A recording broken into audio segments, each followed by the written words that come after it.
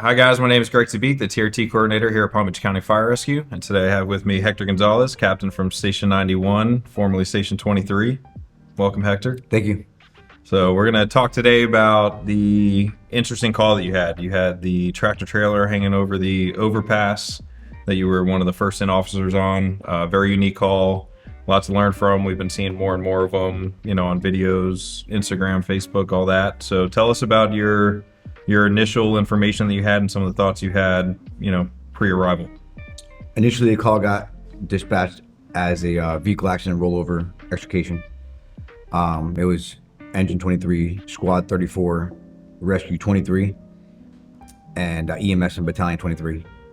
The initial call came in as mile marker 103, which is just south of the Beeline Highway, which is our zone, heading northbound.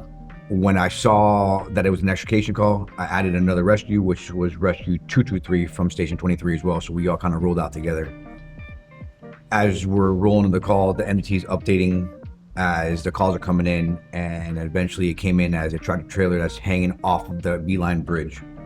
When I saw that, since I have a battalion chief responding, I got him on the radio and I asked him if he wanted to start special ops.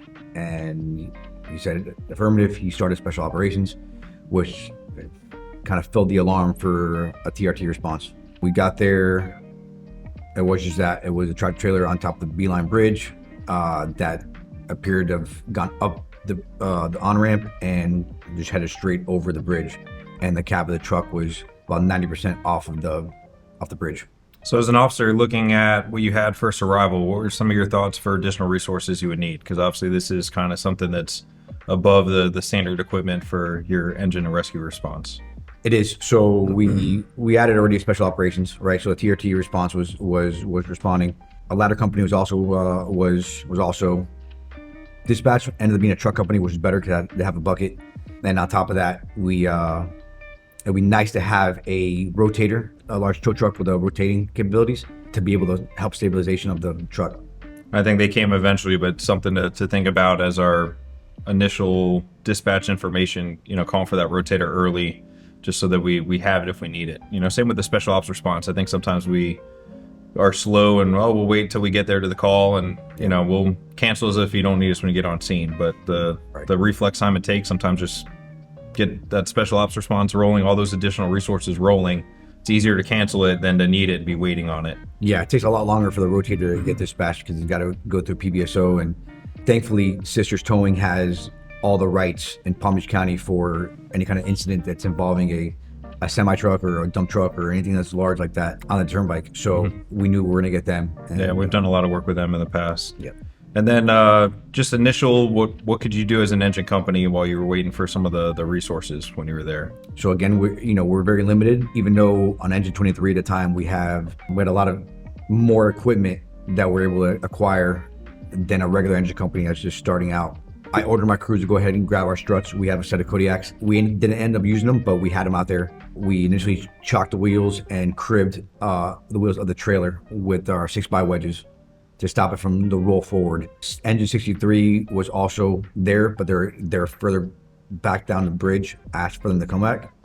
The way we positioned our engine company was at an angle to use us as an anchor point for a tieback.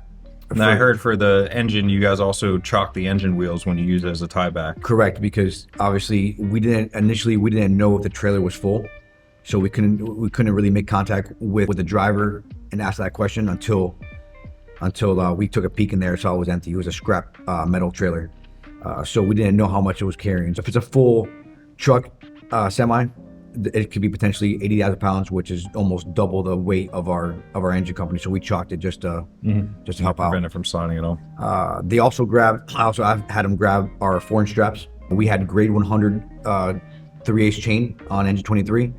And we also had grade 70 chain as well on Engine 23. Engine 63 they came up with a rope bag. They obviously needed some more equipment than that. So I asked them what else they had, and they said they had a come along. We put the come along in place with Engine 63 as their tieback, and we put it in a 2-to-1 configuration just to double that weight if we had to pull a little bit. And then Special Ops, I know, sent you guys up the grip hoist. And I know you guys got the grip hoist. That's something that's unique to only Special Ops right now for a piece of TRT equipment. how do you know how to use it and operate it? Because I know they were down below and they hoisted it up to you guys. Correct. So when I did all my Fluchar classes, a grip hoist was not part of the equipment cache that we used to train on. But thankfully, with the USAR program here in Palm Beach County Fire, I was exposed to it. And if I didn't have my hands on it during the USAR program, I wouldn't have been able to operate it. It's a pretty simple operation once you get to know it, but if you don't know how to use it, it's pretty tough. So that's a nice thing about the USAR program and having all these individuals that are trained in Fluchar throughout the county. You have a large amount of personnel that aren't regular units, not specialized units, that can operate these pieces of equipment, and it worked out that day. Awesome. Well, overall, great job on the call. I think you guys definitely knocked out of the water, did what you could with what you had. I know the plan Bs were in place. Luckily, you were able to secure the vehicle and use the aerial to get the platform up there and basically open the door and have them tied off and get on the aerial and get down. So Yeah. Good job with the call. Awesome experience. Yeah, it wouldn't have gone the way it ran if it wasn't for the people I was with. So Awesome. Good stuff. All right. Thank you guys, and stay tuned for the next episode.